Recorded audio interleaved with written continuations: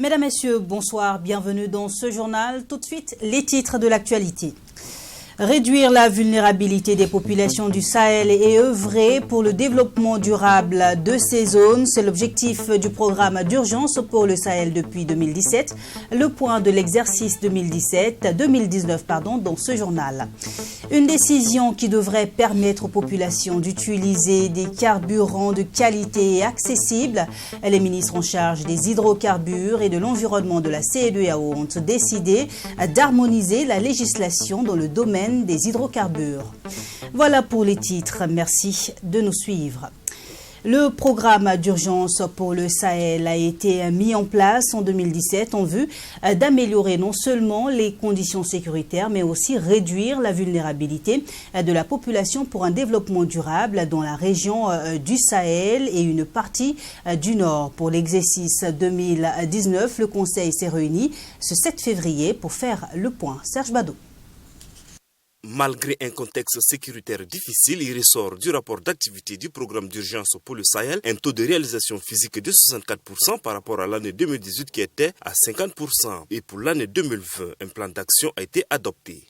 Nous avons donc retenu qu'il fallait agir de manière très urgente sur les territoires qui sont actuellement donc affectés par le phénomène non seulement des déplacements internes, mais aussi par les questions donc d'insécurité. Et là-bas, il a été fait une part belle donc à ces actions-là qui consistent à ramener progressivement la sécurité dans les zones endommagées, les zones fragilisées et pouvoir ramener les populations au fur et à mesure dans les territoires qui ont été donc sécurisés. Également à ce niveau, au niveau donc de cette matrice, ça a été retenu de pouvoir mettre dans les zones que nous considérons comme des zones stables, des actions de prévention et de consolidation de la paix, afin de prévenir des actions donc, de déstabilisation qui pourraient donc s'en venir. À la lumière du plan d'action adopté, des recommandations ont été formulées. Il s'agit entre autres. La première, c'est donc la reconduction donc, du décret qui porte sur l'allègement donc, des procédures de passation de marché dans les zones fragilisées, et aussi une résolution donc, qui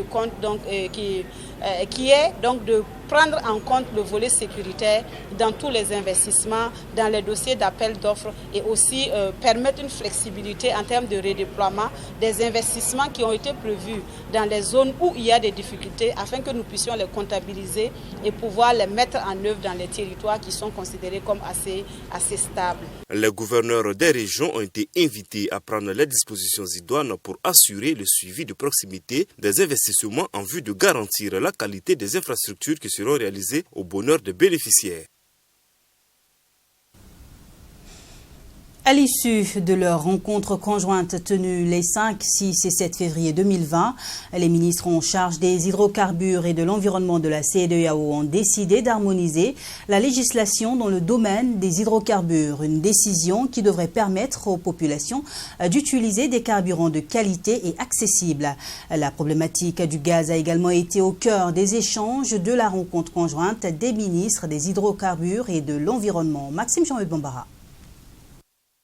Conscient que les questions d'énergie et de protection de l'environnement sont au cœur de toutes les politiques de développement, les ministres en charge des hydrocarbures et de l'environnement de la CEDEAO ont, à l'issue de leur rencontre conjointe, décidé de l'harmonisation des spécifications des hydrocarbures et des limites d'émissions de gaz dans la sous-région.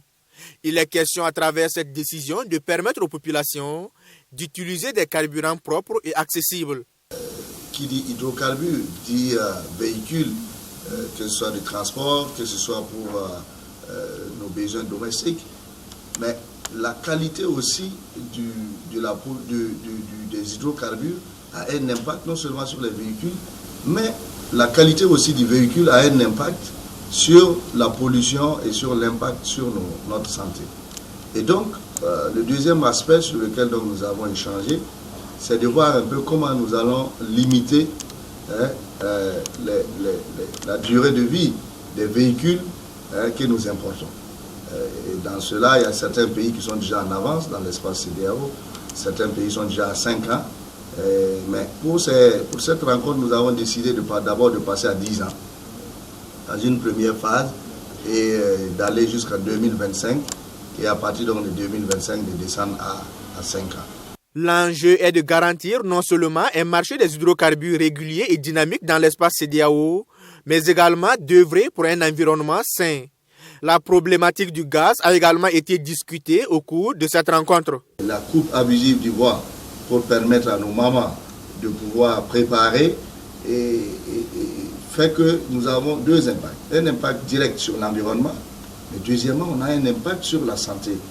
D'où la nécessité de travailler à ce que nous ayons beaucoup plus de gaz pour la cuisson, c'est un, mais deuxièmement aussi pour la production électrique, que nous puissions en tout cas nous rabattre sur le gaz parce que économiquement c'est moins cher et en plus ça permet donc de protéger l'environnement. À en croire le ministre burkinabé de l'énergie, toutes les dispositions seront prises pour la mise en œuvre effective des décisions de cette rencontre.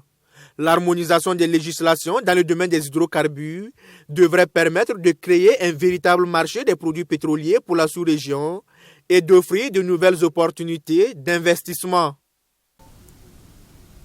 La maîtrise d'ouvrage de l'aéroport de Dansin a un nouveau directeur général nommé en Conseil des ministres en sa séance du 5 février 2020.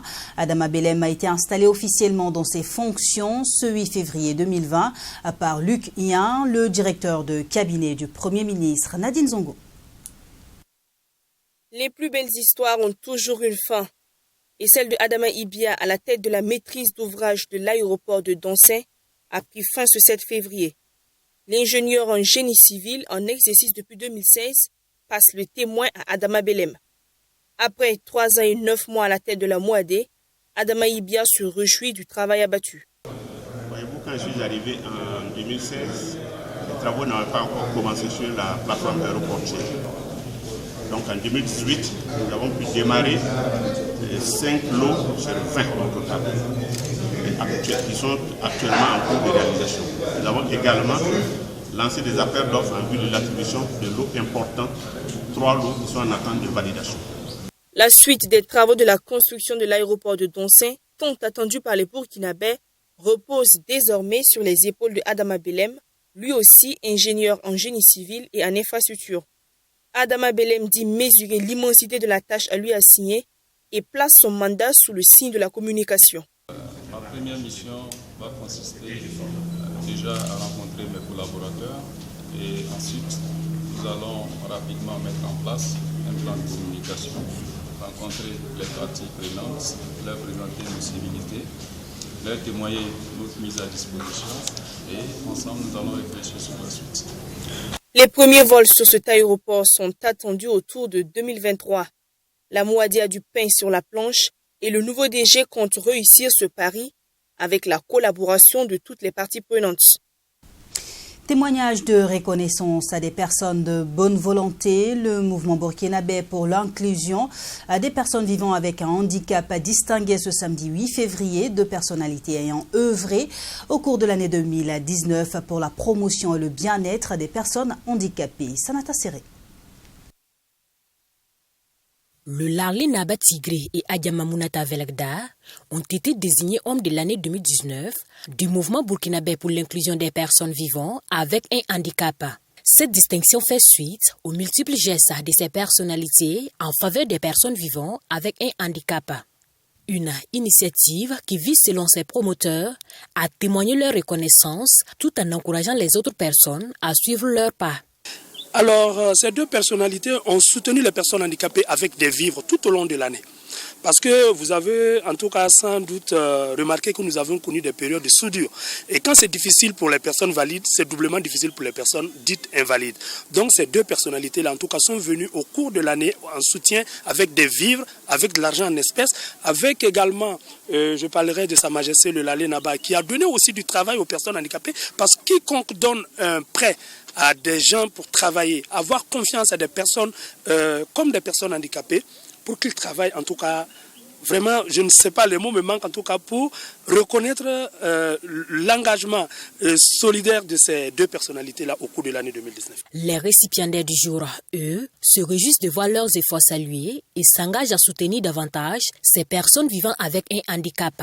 Que la reconnaissance fait partie des valeurs traditionnelles des pères fondateurs de notre société. Et la reconnaissance est aussi l'expression des hommes dignes. Parce que quand vous êtes digne, vous savez reconnaître en tout cas les bienfaits qui vous sont donnés par votre prochain, par vos frères et sœurs.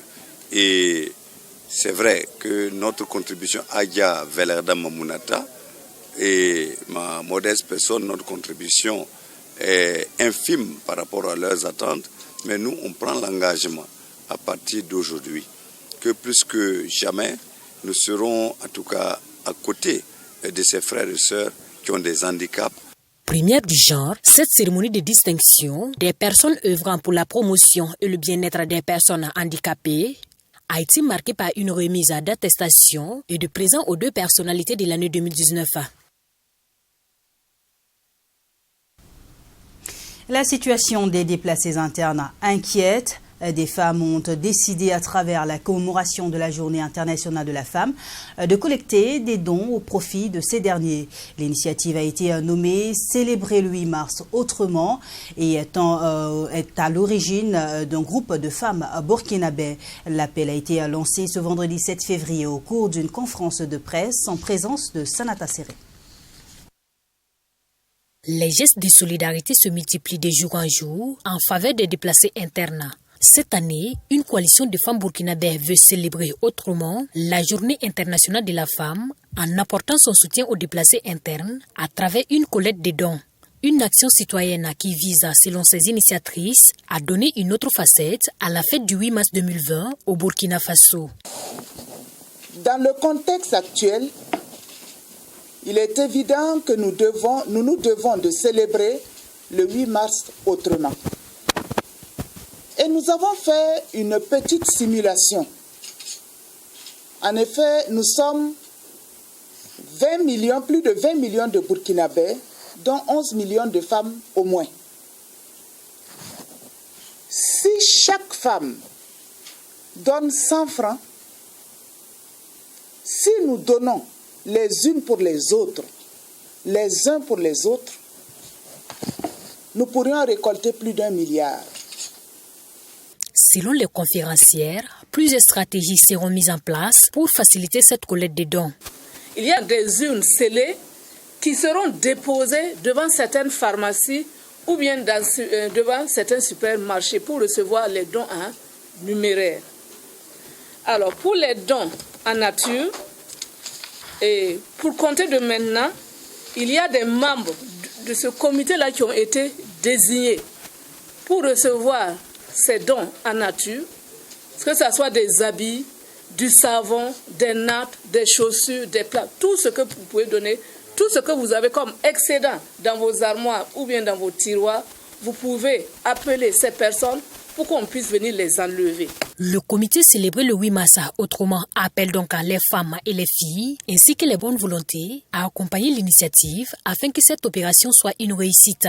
Pour plus de transparence, la collecte se fera sous la supervision du siège de justice. Et le comité rassure de la bonne répartition des dons qui seront collectés.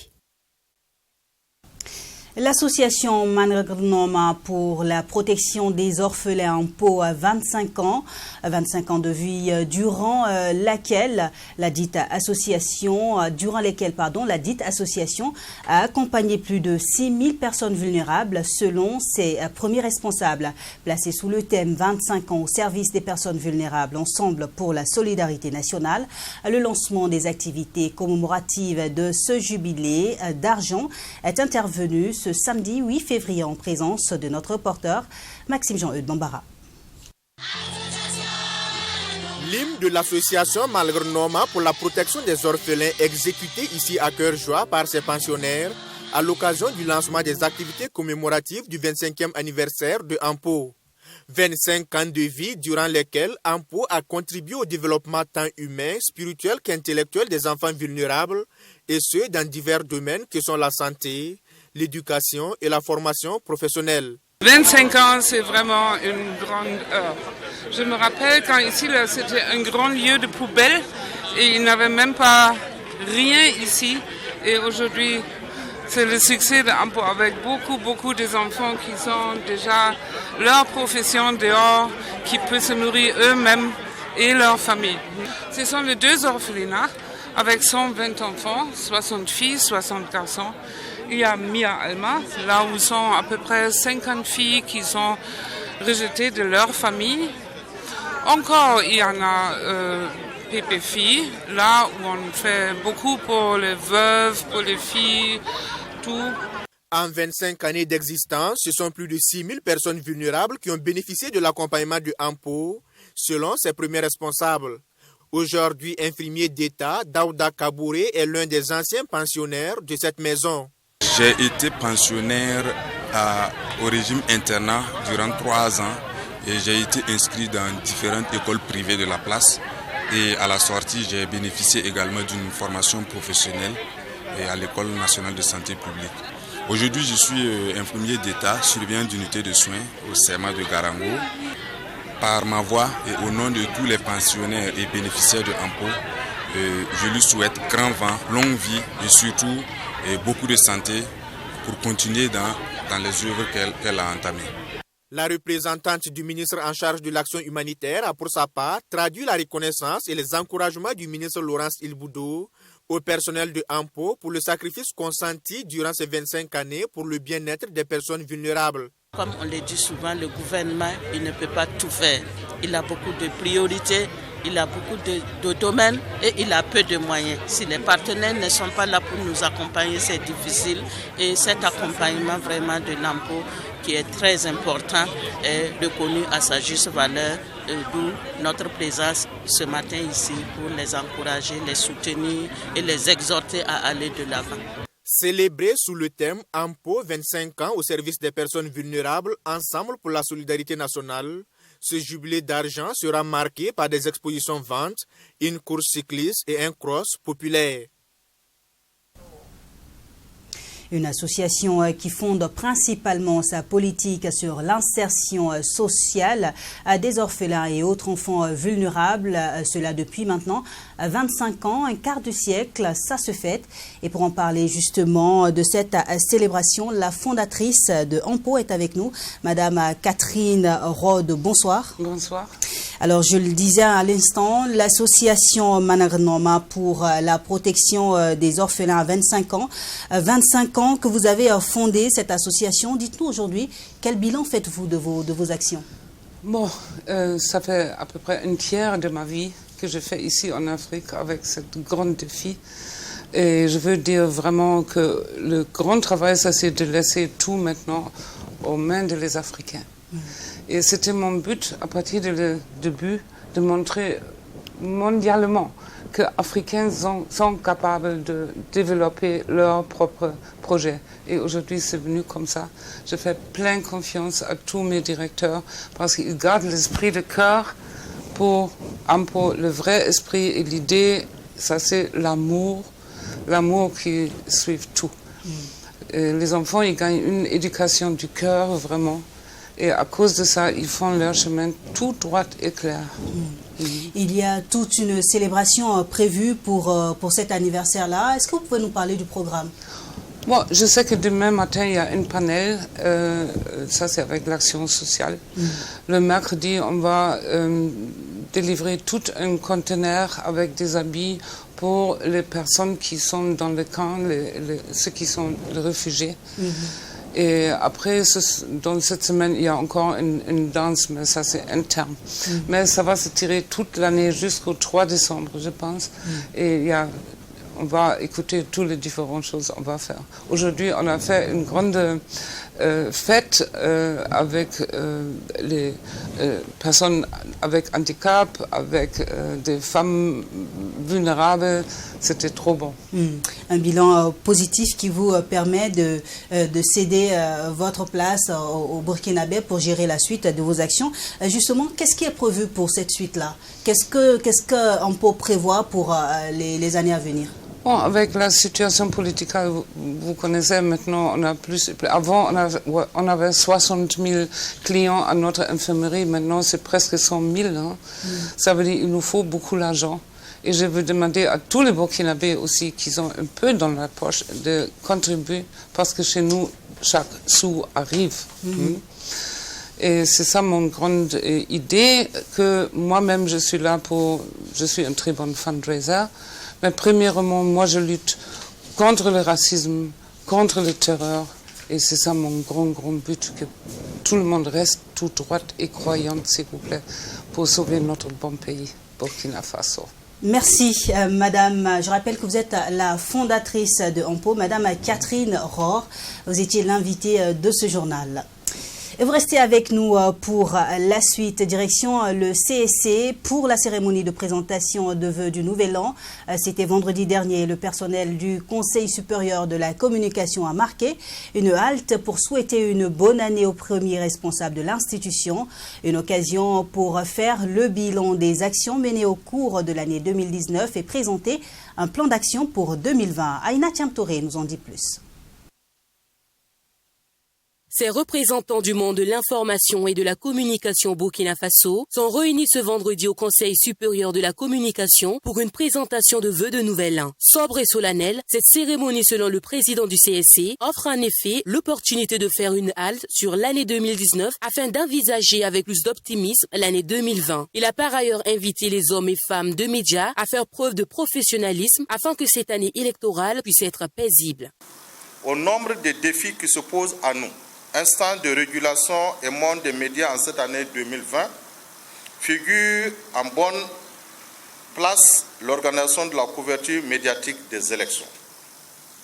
En effet, le rôle que doit jouer la communication est indéniable pour la réussite des scrutins et pour la préservation de la paix sociale. Comme je le disais plus haut, je vous exhorte une fois de plus, et mon grand frère sera d'avis avec moi, à assurer ce rôle avec professionnalisme le moment venu, vos missions d'information et de sensibilisation, comme vous l'avez su toujours le faire lors des scrutins précédents. Mathias Tankwano a rassuré que le CSC travaillera de son côté afin d'assurer de meilleures conditions de travail aux acteurs de l'information et de la communication et reste tout de même ouvert à la critique et au dialogue.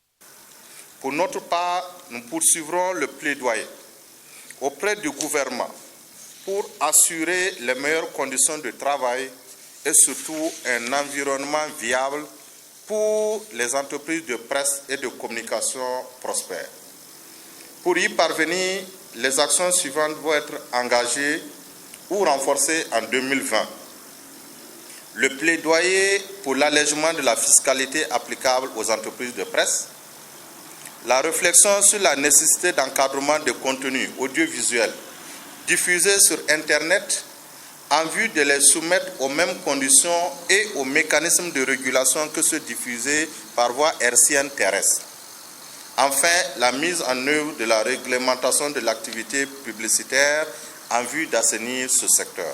Il a également témoigné sa gratitude et sa reconnaissance au collège des conseillers, à l'administration de l'institution et au personnel en général dont il apprécie le dévouement. Sur la même lancée, il a spécialement remercié deux d'alors récemment admis à la retraite, un geste matérialisé par une remise de présent.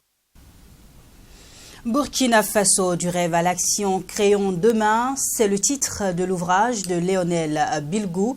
Il invite à travers cet écrit les leaders actuels du Burkina Faso à créer les conditions afin de transmettre la gestion du pays à la jeune génération. La cérémonie de dédicace de l'ouvrage s'est tenue ce vendredi 7 février en présence d'Abdoulrahim Niénié. Autant les anciens doivent transmettre la gestion du pays à la jeune génération, autant celle-ci doit se montrer capable d'assumer ses responsabilités.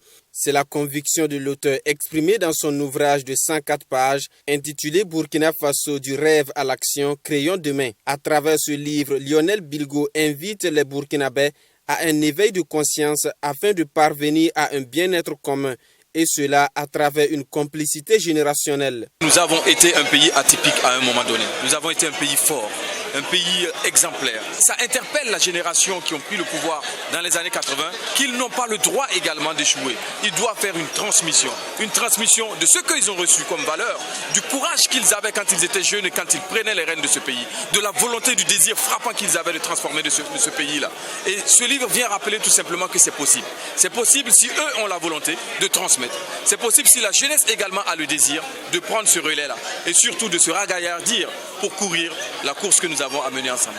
Dans ce livre, Lionel Bilgo pointe du doigt les maux qui minent la société. Il s'agit entre autres du chômage, la désuétude du système éducatif et la mauvaise gouvernance. Des problèmes dus au manque de transmission du flambeau à la jeune génération.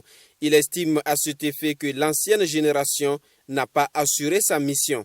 Retenir de ce livre, c'est tout simplement l'heureux compagnonnage entre deux générations qui se regardent un peu en chien de faïence. Une génération qui est déboussolée, hagard, qui attend comme si elle attendait justement la bénédiction d'une autre génération qui est fatiguée, avachie, étouffée par un monde en fait qui va en vitesse. Et ces deux-là se regardent et ne savent pas comment faire ce que moi j'appelle la transmission. Si la jeunesse actuelle n'est pas responsable, c'est que la jeunesse d'avant n'a pas fait son rôle de responsabilisation de la jeunesse actuelle. Je pense qu'il y a un devoir de compagnonnage, de construction. Si nous ne sommes pas responsables, et si nous sommes une génération de perdus ou d'égarés, c'est que nos aînés n'ont pas fait leur travail. Parce que c'est les aînés qui éduquent la génération actuelle. Directeur Afrique de Téménéis Média, Lionel Bilgo est diplômé de l'École supérieure de commerce et de gestion de Paris. Il est aujourd'hui engagé dans des associations œuvrant pour l'éveil de conscience et l'autonomisation des jeunes. Burkina Faso du rêve à l'action Créons demain est le tout premier ouvrage de l'homme. Son cri de cœur est que les anciens leaders du Burkina Faso se retirent pour faire place aux jeunes afin d'être des repères et des icônes pour ceux-ci. Et c'est la fin de cette édition, un journal qui a été préparé par l'ensemble de la rédaction. Merci de l'avoir suivi. Bonne suite de programme sur Tweet TV.